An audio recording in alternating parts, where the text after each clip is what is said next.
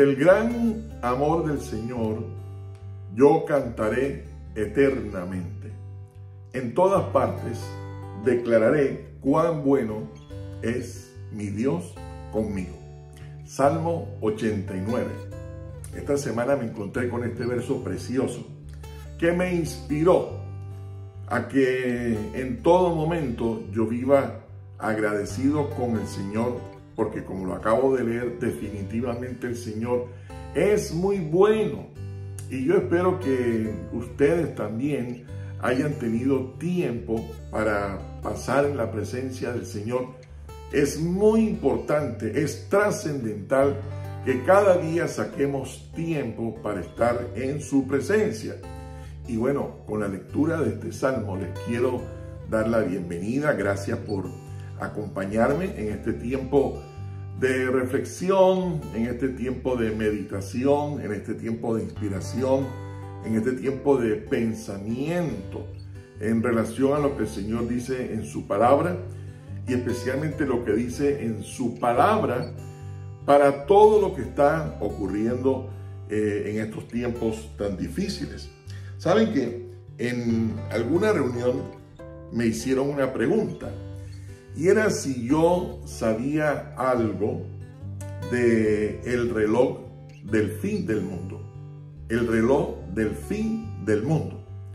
Bueno, mi primera reacción y mi primera respuesta fue hablar un poco de lo que los cristianos decimos, porque creemos, obviamente porque está en la palabra del Señor, en relación a estos tiempos difíciles, lo que representan, pero muy especialmente yo aclaré que efectivamente, así como el Señor Jesús vino, una vez murió y resucitó y fue a la presencia del Padre, pues obviamente lo que dice su palabra es que Él va a regresar.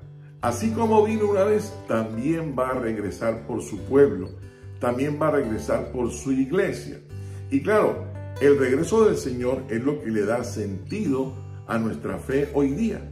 Si el Señor Jesús no hubiera venido, si el Señor Jesús no hubiera muerto y resucitado, si el Señor Jesús no hubiese dicho que Él iba a volver, pues, ¿qué estamos haciendo nosotros aquí?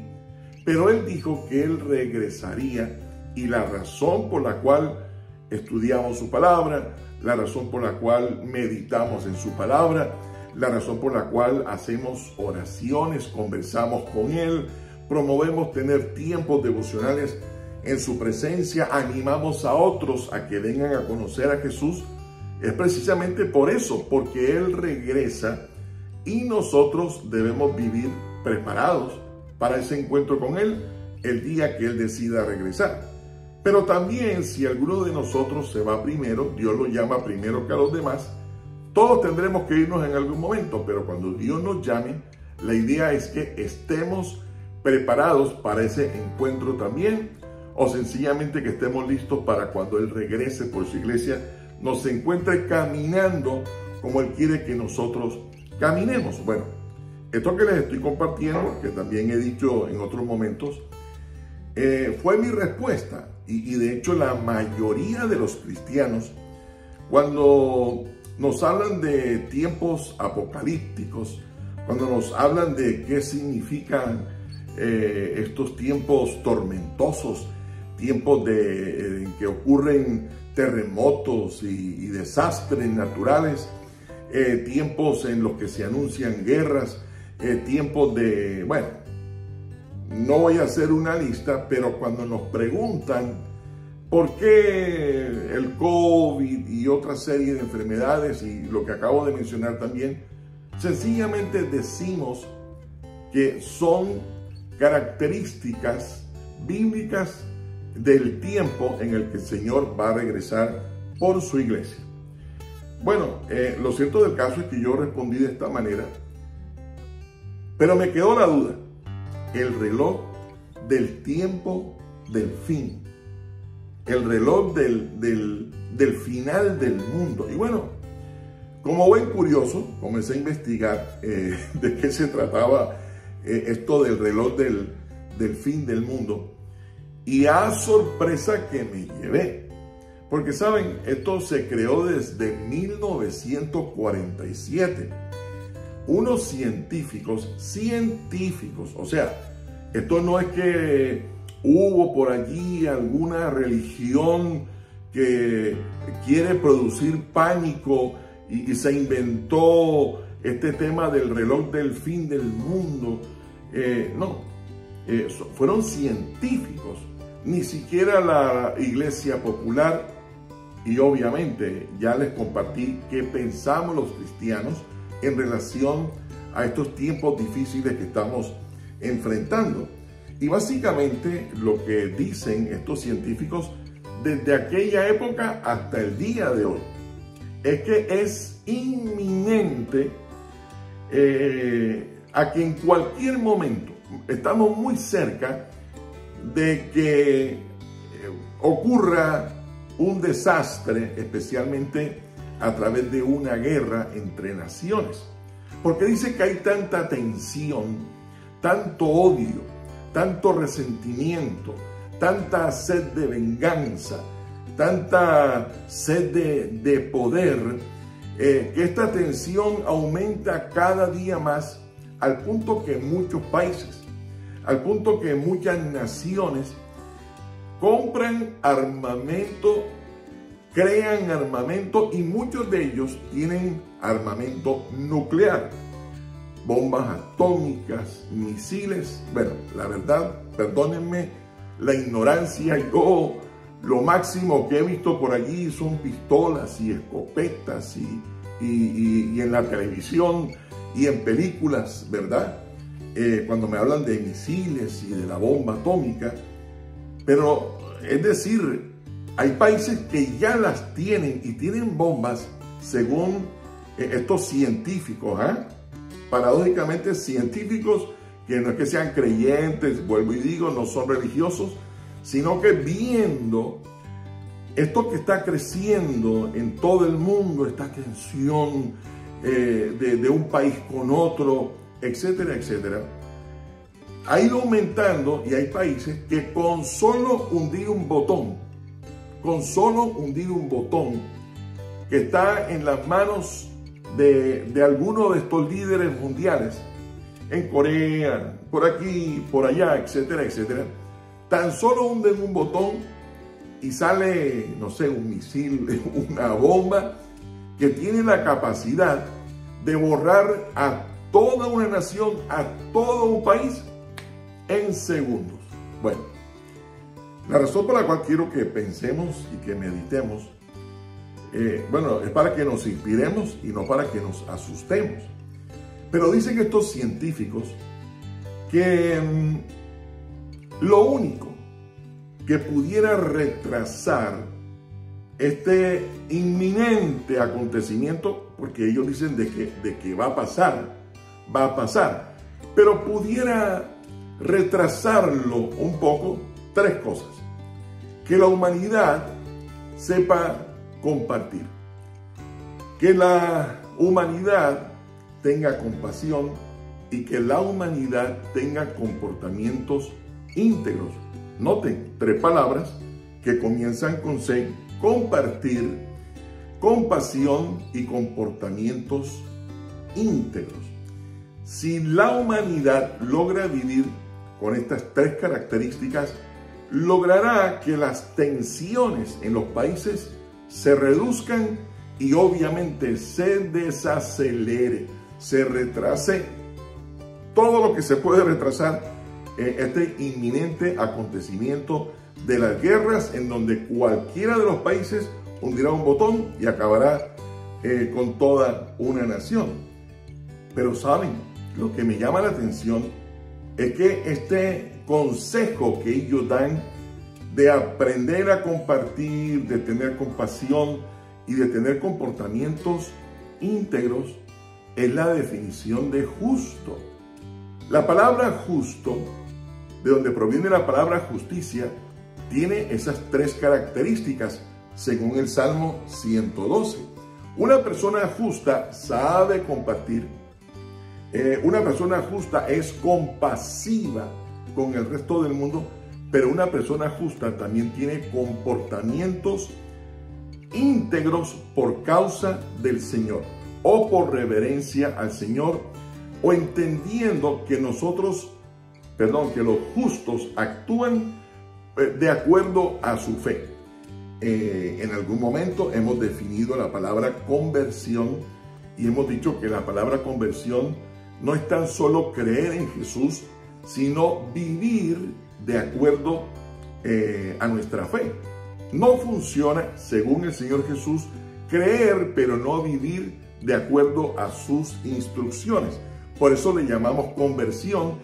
Y cuando ellos sugieren que hay que vivir justamente o como un justo, dando estas características, es porque, bueno, no es una conclusión de los científicos. Es completamente bíblico que yo aprenda a compartir con los demás, aprenda a tener compasión o misericordia por el resto del mundo, pero que también viva y actúe o me comporte de acuerdo a lo que yo creo. Esto es trascendental. Y mire, sabemos y entendemos, según la palabra del Señor, que es justo, que perfecto solo hay uno, nuestro Señor Jesucristo. Pero interesantemente, la Biblia habla de varios héroes de la fe que fueron justos, por ejemplo, o hicieron o se comportaron reverentemente, actuaron no de acuerdo a su propia conveniencia, ni pensando en ellos mismos, ni en favorecerse ellos mismos, sino que fueron justos. Por ejemplo, dice la Biblia que Noé fue justo. Dios le pidió que construyera un arca, un barco en un lugar desértico. Y él, tan solo pensando en lo que representaba seguir las instrucciones del Señor en medio de una generación perversa, ¿saben qué hizo? Decidió seguir las instrucciones del Señor. Siguió, cumplió, obedeció esta locura de construir un arca, un barco, tan solo por reverencia al Señor. Él pudo haber dicho, bueno, yo sé sobre uvas, sé sobre vinos, sobre cómo sembrar la uva, etcétera, etcétera, y no tengo ni idea de arquitectura ni de ingeniería. Señor, mejor pídele a otro que lo haga. Pero por reverencia siguió las instrucciones del Señor.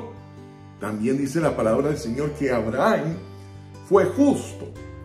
Si tú estudias la historia de Ur, de los caldeos o en Caldea, de donde proviene Abraham y su familia, eran países idólatras.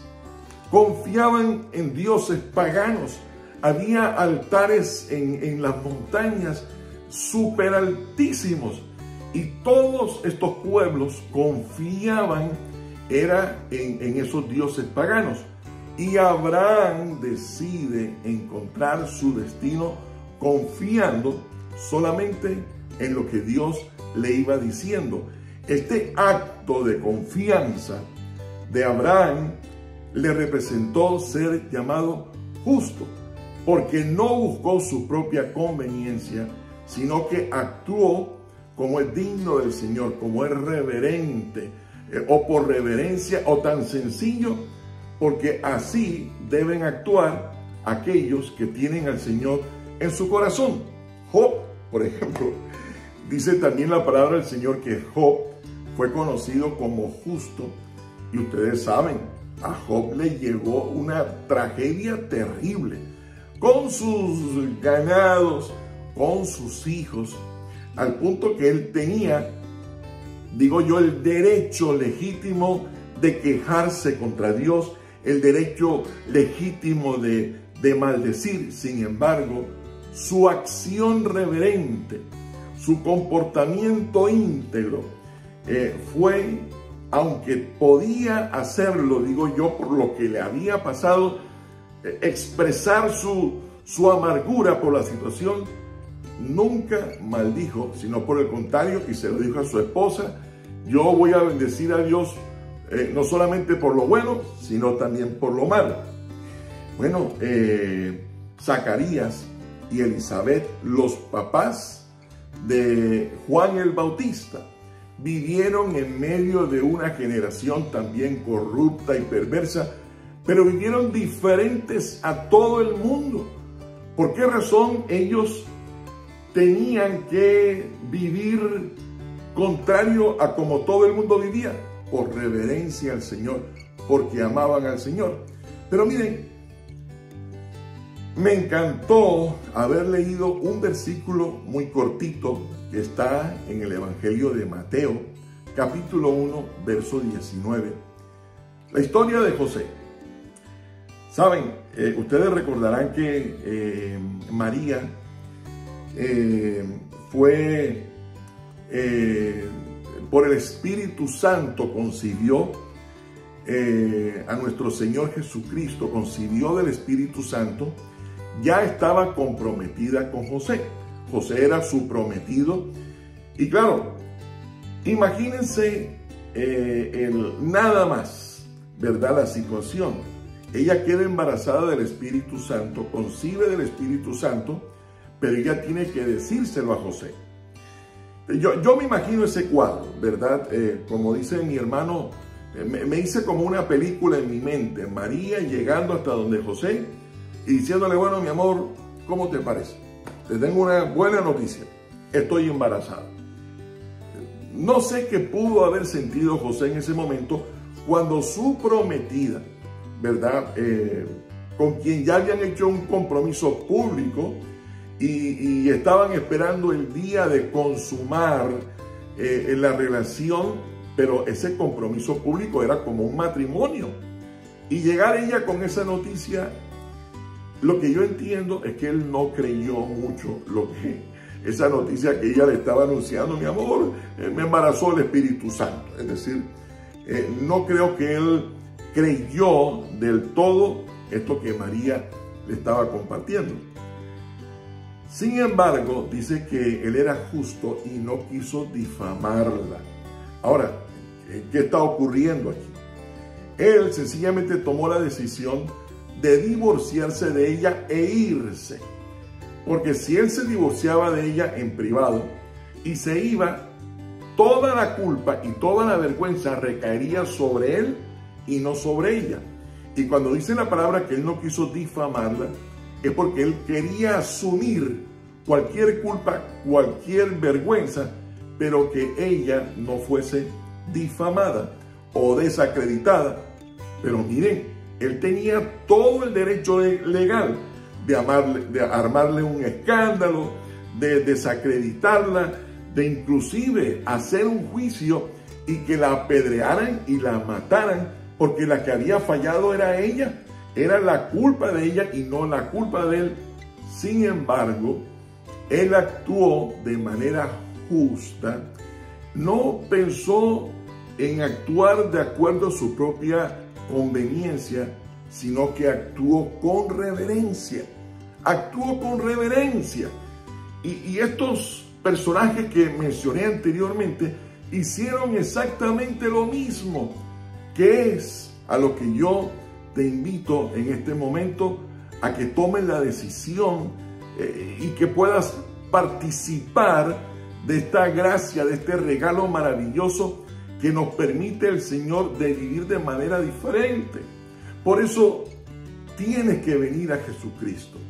Tienes que rendirle tu vida a Él. Tienes que conocerlo, pero también tienes que tomar decisiones de vivir de acuerdo a la justicia de Dios y no de acuerdo a tu propia justicia.